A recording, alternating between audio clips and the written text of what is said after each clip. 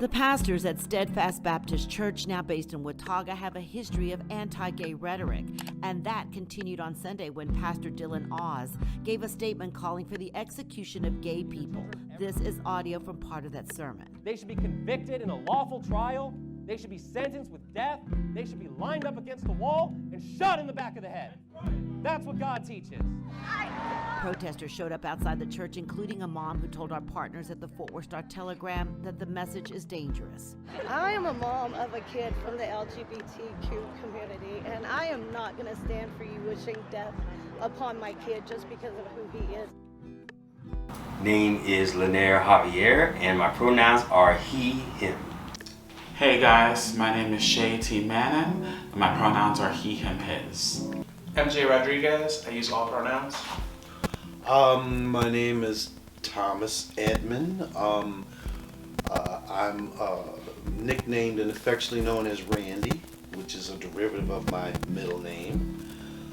And my pronouns, my personal pronouns are he, him, and his. So let's get into it. So the first question I have for you is, I know you mentioned in the past you grew up in the church. Yes. What church, or what, because I know there's Catholic, there's, is it Kojic? And which one did you grow up in? I grew up in a Baptist church. Okay, so growing up in the Baptist church, what was your experience like?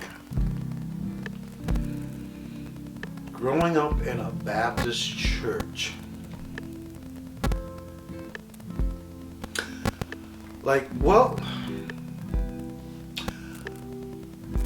I was somewhat fortunate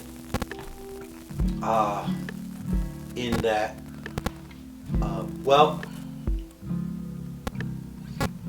at the time, my parents weren't always my mother was, but not my father so much. My father wasn't always a minister. My dad was he was a bad man. He was a bad man. Him and his brothers, they were rough. They were some rough guys.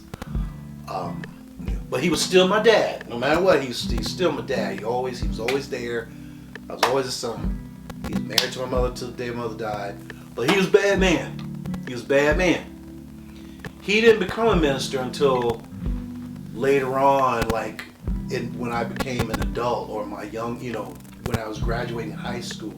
But the first 18 years of my life was coming up in church. My mother and my aunt, my mother's sister, they would bring me to church, as a little boy. And it was always, I always had to, I could never understand church. I was never able to really understand who we were praying to, why we were praying, and who God was, and, is he mad at us all the time? I always had questions. I had questions, all the freaking time. And the answers that I was getting, really, they weren't really answering the question. So I just kind of went through. I just kind of would just go through it and just go through the motions of church and be there with the people, and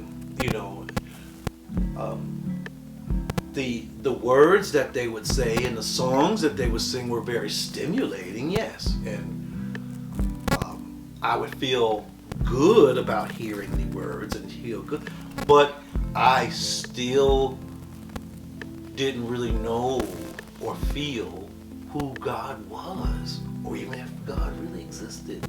I just wanted to believe that that's just the way it was. And later on, my father became a minister, and my mother, she became more active in the church, and I had to, once your parents get involved heavily into the church, now you're looked at. You're the child now. You have to be kind of following, in that wake. You have to, the church hasn't, I should put it this way. When your parents are heavily involved in church, when your father's a minister, an ordained minister, and when your mother's an ordained deaconess, and they're married, there's an expectation put on you. There's a huge expectation on you to kind of follow some path in the church. It's expected of you. The whole church is expecting it of you because well, you know, that's Reverend Edmund's son. Well, that's the deaconess's son. You know, deaconess Edmund. You know, well, that's their son. Now, so you can just imagine what happened when they found out that I was gay. We're gonna get to that, so save that part. We're gonna get to that. So growing up in the Pentecostal church, I grew up in a very strict household. I didn't listen to music like that. We didn't really get to watch TV like that. We were always in church, hanging out with the church kids, everything else. I'm a pastor's kid / preacher's kid / evangelist kid. So it's a little bit different because we're always moving around. So people kind of look at you, growing up, at least when we went to churches, it's kind of like a celebrity status. Like people kind of knew you as like, oh, you're the pastor's kid. Like, okay, like treat them really well, or like, hey, like people would always want to kind of be in your face and say like, oh, hi, like your dad was amazing, or da da da da, your mom. And I'm like, oh, okay, like I didn't really know these people, but that's what they would do growing up. So that was kind of my experience with the church and in regards to Pentecostalism as a whole. There's like other stuff that I also grew up with as well, from me being queer and having to deal with that, and yeah.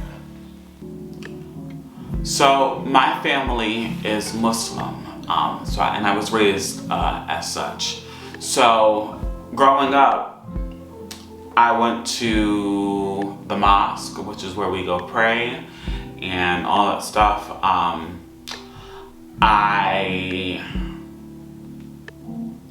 wore the kufi and all that other stuff.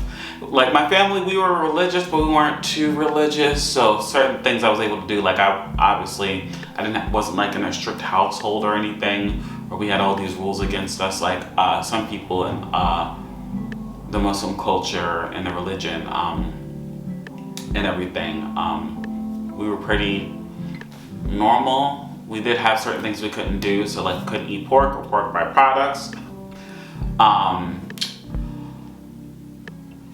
There was a few other things. Sorry, it's been a minute since I've been in religion and everything. But yeah, like I said, grew up in a Muslim household. We went to the mosque. Ramadan, of course, although when I was a kid, I could not practice due to being on medication for mental health and stuff like that, which, now as an adult, I realized I actually could have gave up other things instead of, fasting and everything. But you don't know what you don't know and such. But yeah, grew up in a religious household, all that stuff. So as I mentioned, we went to mosque or Juma and everything. Like I said, that's where we prayed and everything. I know there, they kept the men and the women separate and everything. And I remember when I used to go as a kid, I used to feel very uncomfortable. Part of it was being in the room with all the men. I didn't feel comfortable. My relationship with men growing up was not pleasant. So being in the room with all the men that I didn't know was just, and I was young. I was like 6 or something like that. Was very uncomfortable for me. The whole practice when we had to pray and how we did it, and like what were we praying? It was also uncomfortable for me because it wasn't what I believed in.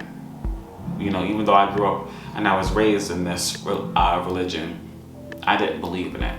That wasn't my thing. And such, though I have a huge respect for, what I was raised in, the culture and the values and everything, it just wasn't for me, even back then and such. And so there was that, and then like I was a mama's boy, so I was going to be under my mother and everything, but they would separate it and all that stuff. What else? it's been a minute since I've practiced anything. I don't recall really. There wasn't many again, I didn't grow up like super religious, so there weren't like all these things we had to do and can't do and such, And so that's the only thing I can recall from it. Oh, well, I've heard a lot of, growing up in a religious household, I heard a lot of anti-gay rhetoric, which is what aided in a bad way to my late coming out when I was on the verge of turning 31. And it also contributed to the suicidal thoughts I had from my teen years until my coming out. For me, it was really basically, I just had to go to church every Sunday was like the main thing that, was definitive of my Christianity, and like saying grace before dinner and stuff like that, basically. There wasn't much else that I was really had to follow like a religious protocol on necessarily, but those were the main things. And if I'm forgetting something, it's probably because it's been so long since I've practiced those things. As thousands are celebrating Pride Month across the state, one church in Palermo is causing controversy with an anti-LGBTQ sign. The Second Baptist Church, which is just off of Route 3, posted this sign outside of the church. It reads, "Jesus made Adam and Eve, not Adam and Steve." Now, the sign has gotten attention on social media, including a post from Stan York, who lives in Palermo with his husband and raised their kids there. I just felt so sad that a 9-year-old needs to be told that there are people out there that aren't accepting of his grandparents. And, his big question is why? And I guess that's one I just couldn't answer. Hopefully the kids out there will see that this is just something that's not right and that the sign should be changed. News Center Maine tried many ways of getting in touch with Second Baptist Church's pastor, but we were unsuccessful. How did the dynamics change once you actually came out? What was good? Ooh, child.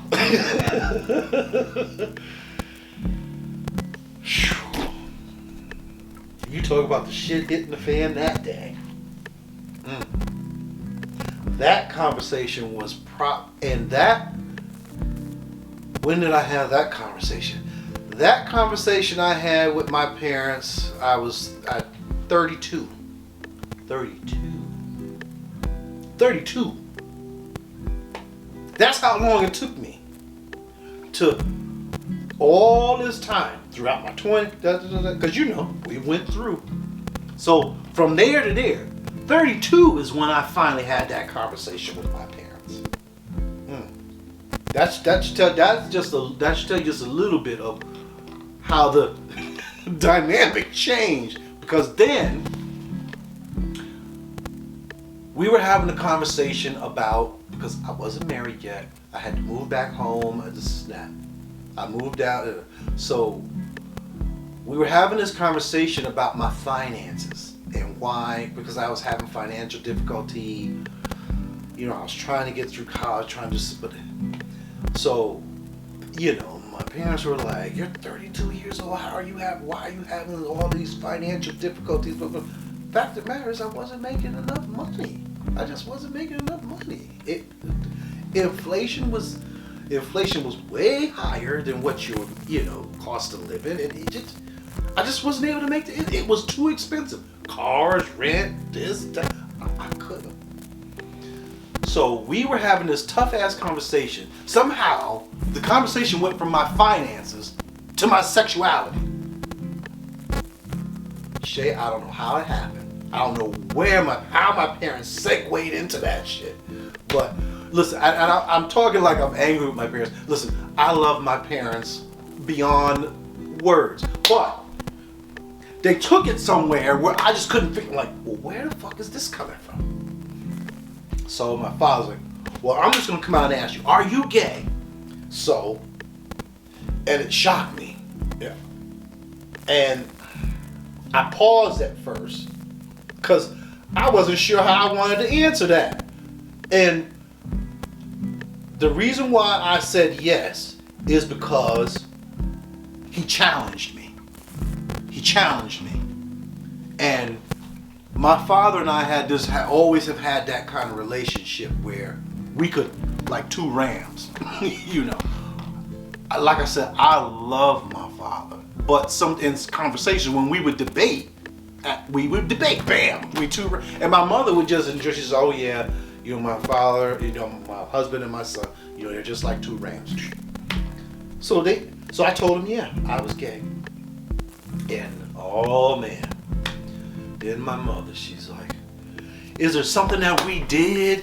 Something that we said? Did we not do something? How are you this way? And I just told him, I told both myself, I don't know how I'm this way. I didn't ask to be this way. I didn't just wake up one day and say, oh, you know what, I'm gay. I didn't just decide one day to say, fuck this heterosexual shit, I'm just gonna be gay. No, I've always been. It's always been there. This does not happen to everybody. Any heterosexual man who says one day he just decided that he was just going to try to be gay, guess what? He's not gay. He's not. That's just something he's doing. That's this gay shit. I don't care what no one says. You don't just jump up and be gay one day. It doesn't happen that way. It didn't happen for me like that. And most of the people that I talk to, they're like, no, it didn't happen for me like that either. I just am. So I came out when I was like 18, 19. I was actually going to an Assemblies of God church, which is a very charismatic Pentecostal church. And I was going to a Christian university because I was actually going to become a pastor. And there was this lovely person that I met who is a trans woman, indigenous trans woman, and like she kind of helped me kind of come to terms with like, hey, I'm queer. When I came to grips with it, I kind of felt like a big boulder was off of my shoulder. Then I was mentally prepared for the barrage of stuff that was going to come my way. So like when I did like the change that happened, I got kind of like excommunicated. I was being told that I'm making this as a choice. People were throwing scriptures at me, the whole nine. And then like, you know, I would still go to church and everything else, but like my perception, I had religion confused for what God is, instead of being more like, okay, like this is spiritual, this is just people, like I don't really need these people, I can just go find someplace else. So that kind of affected me in that aspect in regards to like religion and my relationship with like divine for several years. So to back it up a little bit, you know, from the age of 6 to I want to say about 15, I really tried to get into a religion. I really tried to learn as much as I could and all the stuff. I tried to do all that I can to really, you know, try to embrace my religion that I was raised in. Unfortunately, and fortunately and unfortunately, depending on how you look at it. For me, I say fortunately, it wasn't for me. As I was getting older, I realized that that wasn't my belief, that wasn't what was calling to me. I was very interested in spirituality and, you know, meditating God, and all that other stuff. And so when I was 15, I had decided to leave Islam and, you know, embrace spirituality and practice spirituality and all that stuff. And that was one of the best decisions I made. It was great. I felt free. I felt at home with it, and it was great. However, my mother did not like it. She was like, oh, you practicing the devil, you know, da-da-da-da-da, and all this stuff. Which obviously that's, you know, she was talking out of ignorance and not understanding and all that stuff. And So, you know. But when I did come out, because now we're kind of jumping ahead. When I did come out, I actually, again, wasn't a practicing Muslim. I wasn't in the religion or anything. I was actually a spiritual practitioner. And it didn't really have an effect on anything or my life because, again, I wasn't in the religion and such. Plus, I was living on my own. I didn't already have a relationship with my family. So, you know. But I will say that even still today, people are like, oh, you're a bad Muslim and da-da-da-da-da. And I'm like, I am not a Muslim anymore. When I tell them this story, I'm like, I'm not a Muslim anymore. You know, I still carry the traditions and values that I was, you know, raised with, but I'm not. Hello. And so yeah, so to answer that, nothing really changed, you know, per se. I would just say that for me, I found myself. How did my dynamic change? I guess what it's pretty much, I still feel that they still have their anti-gay sentiments still. And I was just thinking about this interview.